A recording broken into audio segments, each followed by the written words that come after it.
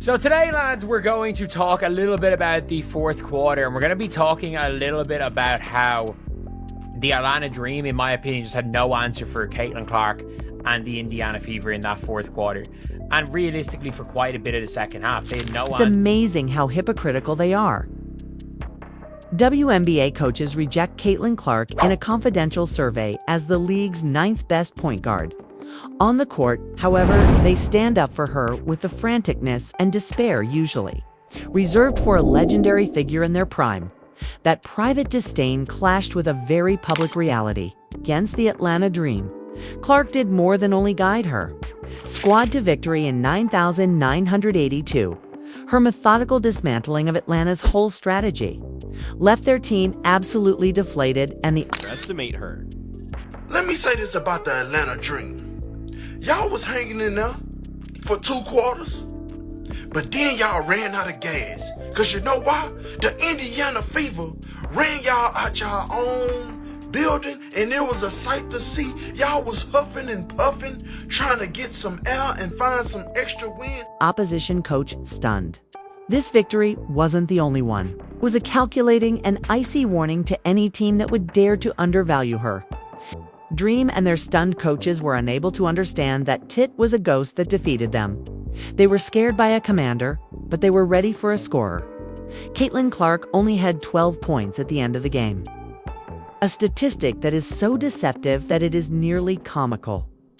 The actual Personal chessboard. Today, there's no surprise that the Indiana Fever looked best tonight when the offense was ran through CaitlinClark. There's no surprise that the offense looked best tonight when we pushed the ball off of a make, pushed the ball off of a miss. There's no surprise that the Indiana Fever looked best tonight when CaitlinClark was surrounded by players that don't have an ego, surrounded by players that said, I'm gonna be MVP of the WNBA this year. You see how easy it is when you just let Caitlin play ball? And destruction is not depicted in the box score. Her 9 spectacular assists, her unrelenting pace, and the way she transformed a professional basketball court into her own chessboard told the true tale. Every pass she made was a precisely timed crescendo, and she was a conductor, guiding a symphony of mayhem. For a second, she would get by a clumsy double team and make a layup that looked like a practice drill by flicking a no. Always 3 steps ahead. They made sure CaitlinClark had the ball in her hands. She became the creator of offense. That's what we've been saying. Her and Aaliyah Boston, I believe it was 4 times, got the Stockton-Malone 2-man game working. Dantas got involved at one point with CaitlinClark. Caitlin was still off on her shooting tonight. Look pass to a teammate. The following time, she would snag a rebound and start a fast break. With lightning-quick pace, totally surprising the Atlanta defense, which was reeling. Since they were attempting to solve the incorrect problem, the Dream had no solution.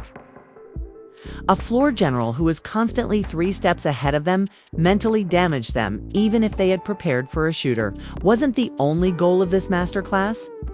It was a calculating, icy response to a story boiling in the background. An anonymous survey of WNBA coaches and general managers was conducted.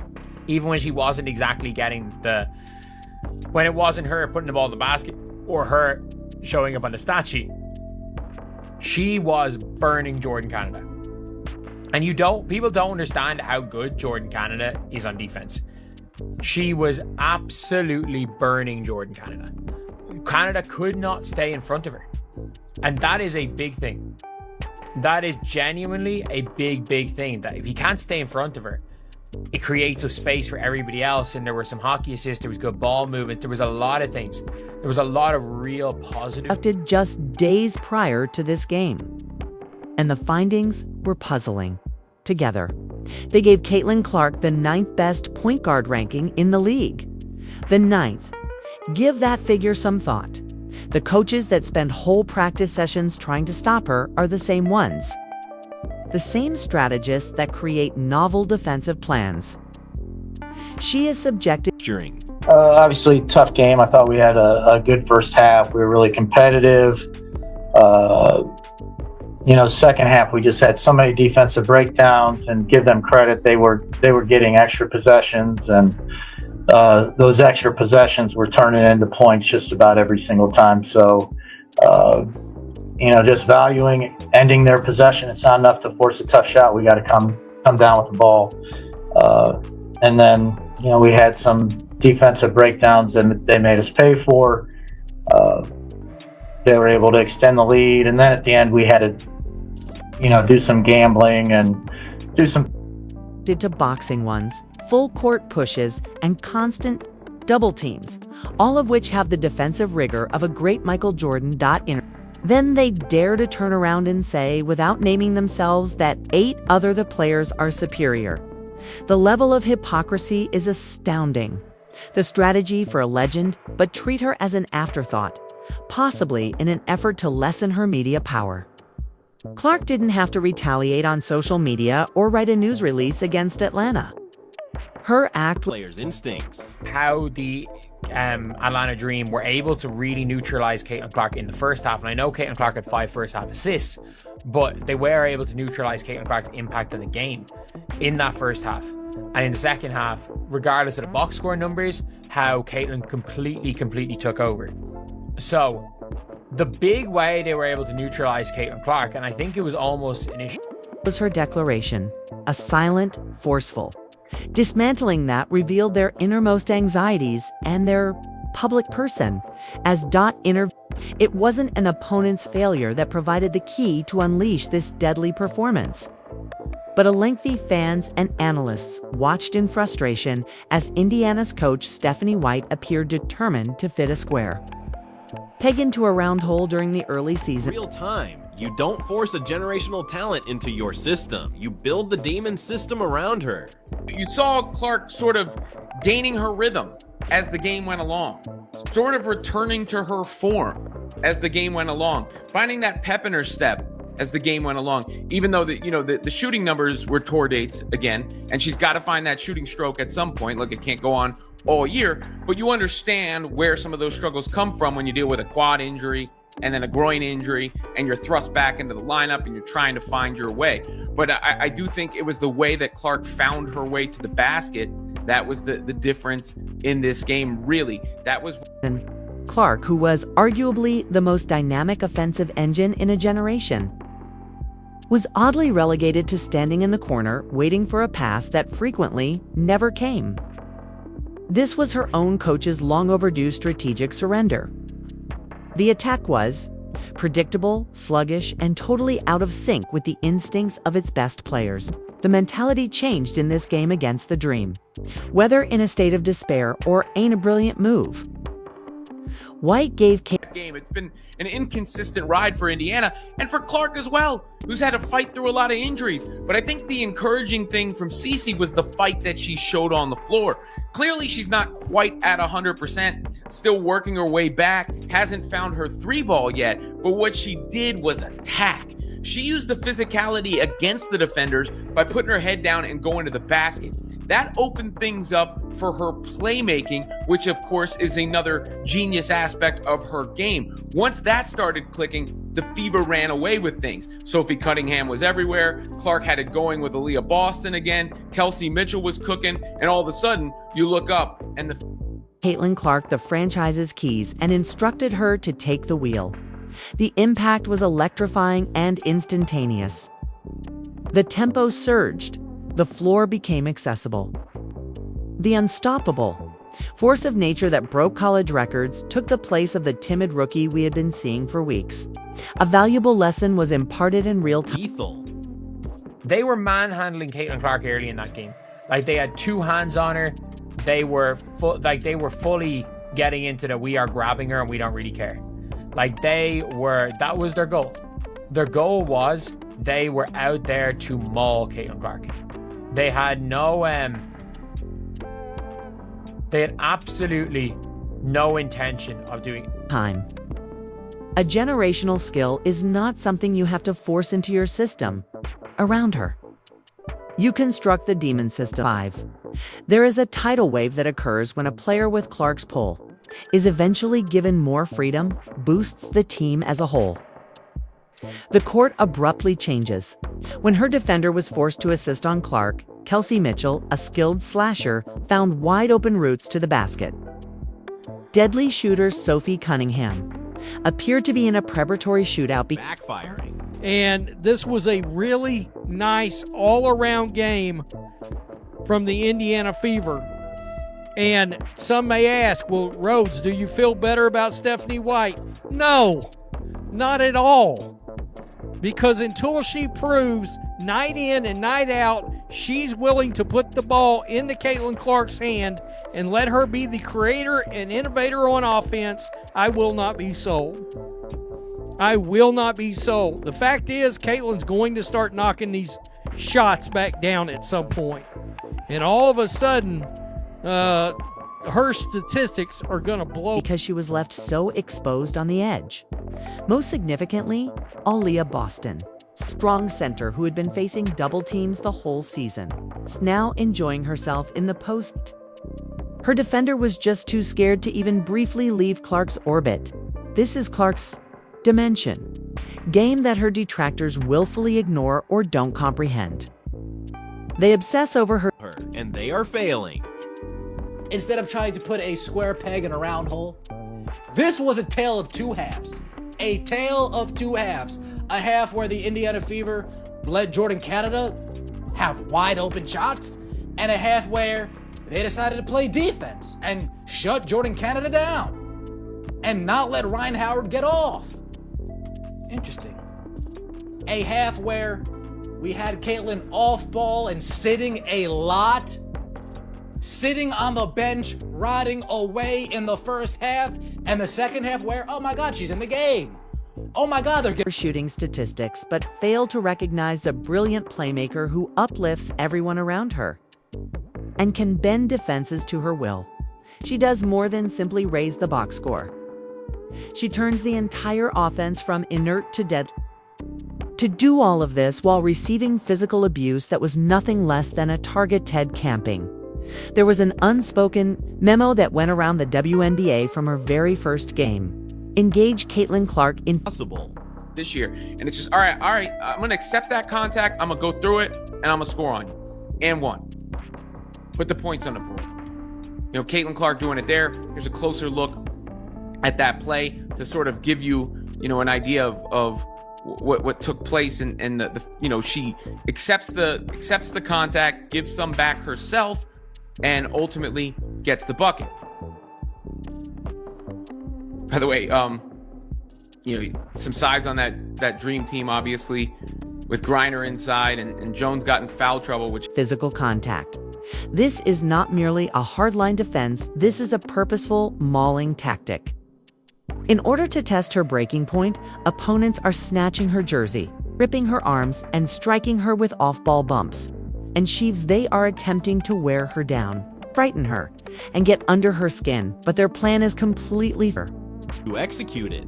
And give them credit, they were getting extra possessions, and those extra possessions were turning into points just about every single time. So, just valuing ending their possession. It's not enough to force a tough shot. We got to come down with the ball. And then, we had some defensive breakdowns and they made us pay for.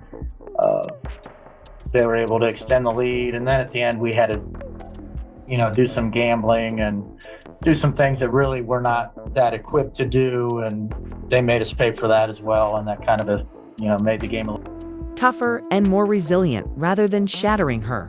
She's learning how to absorb the contact, create space with her body, and generate fouls to reveal the too aggressive defense. This persistent physical abuse is not an indication of her frailty. It is the clearest indication of the terror she arouses. Her opponents have tried to outmuscle her since they know they can't outskill her. But they're not succeeding. Point 4. This reminds us of that coach who was motionless on the field, his strategy in ashes. His it wasn't only a strategic loss. It had a psychological component. Clark does more than simply defeat you on the court. She enters your thoughts long before you realize it. Coaches watch tape for days on end, creating traps and teaching players containment techniques. With a blueprint in hand, they confidently enter the arena, having finally figured out the solution. The game then starts. They didn't anticipate the pass that Clark makes. She emerges from what they believe to be an inconceivable location. Interview 12.33, 13.9. She abruptly alters the game's speed, causing their whole defensive plan to crumble itself. The meticulously thought-out strategy starts to fall apart.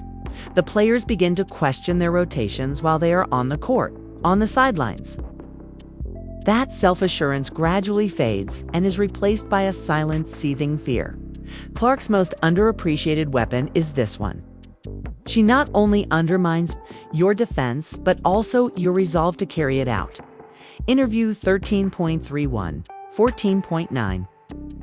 And this is the one thing that every other WNBA coach and player finds most worrisome. The Caitlin version, by tearing down defenses, humiliating detractors, and reviving a franchise on her own, Clark is far from reaching her full potential. Throughout the season, she has publicly battled persistent quad and groin problems, playing at a level that other athletes are unable to match. She is still establishing a rapport with a new squad and is still getting used to the intense physicality of the professional game. Her renowned three-point shot hasn't even begun to fall with its typical deadly consistency yet, which is quite concerning for her opponents. The player that we are currently viewing is a prototype. The league should be rocked by sheer terror at the idea that she is already this powerful while still learning and recovering. She is an issue that will only get more significant, powerful, intractable. The critics were all singing the same song for months. In the professional ranks, her high-volume Renan Gun Iowa approach would never be effective. They said that the players were too athletic. The game was too violent and the defense was too advanced. However, they overlooked the fact that her style isn't a drawback. It is a chaotic weapon intended to destroy the professional game's fundamental framework. The WNBA frequently follows a controlled rhythm, a physical half-court tempo that allows defenses to set up. Anarchy is injected into Clark's game. She prevents defenses from having time to set up their physical traps by pressing the ball aggressively. A player cannot be it's impossible to catch. It's comparable to an army with extensive training attempting to defeat a guerrilla warrior. Their inflexible structures are ineffective against an adversary who disobeys their regulations. She does more than simply play hoops. The parameters of engagement are being altered by her. Atlanta and other teams are discovering that they are utterly unprepared for this new type of warfare. To be absolutely clear, the CaitlinClark who is currently giving coaches the creeps is a playmaker. She is overpowering opponents and winning games thanks to her leadership, speed, and court vision. All the while, her most powerful weapon is largely latent. Thus, we must inquire as to what will happen when the behemoth that has been sleeping eventually awakens. As this elite passes the first-floor general who is already torturing defenders. What happens when she realizes that she is the best long-distance shooter in the sport's history? The opponent's predicament will be resolved. She'll make threes out of the logo. They give her even a single inch of room. She already knows how to find an open teammate or blow past them for a layup. If they press up to block the shot, her shooting slump won't persist, according to the law of averages. When her shot returns is more important than if it does. The league will formally be placed on notice when it does. One hand is bound behind her back while she dominates the WNBA at the moment. The day she chooses to utilize both should terrify the other ones. The scoreboard ultimately depicted a landslide victory. But the true story was conveyed through the astonished, silent face of a coach who was at a loss for words. That night, like so many others, he was taught a difficult lesson. It is not merely an analytical mistake to rank CaitlinClark as the 8th Best anything, there is a basic misinterpretation of the game itself. She is more than just another outstanding athlete. She is an offensive system in and of herself, a paradigm change. Her distinct style of genius has left other coaches stunned, including the Atlanta Dream coach. And he won't be the last for sure. With each game she plays, the WNBA's CaitlinClark problem becomes more intricate. Furthermore, nobody on the planet currently has the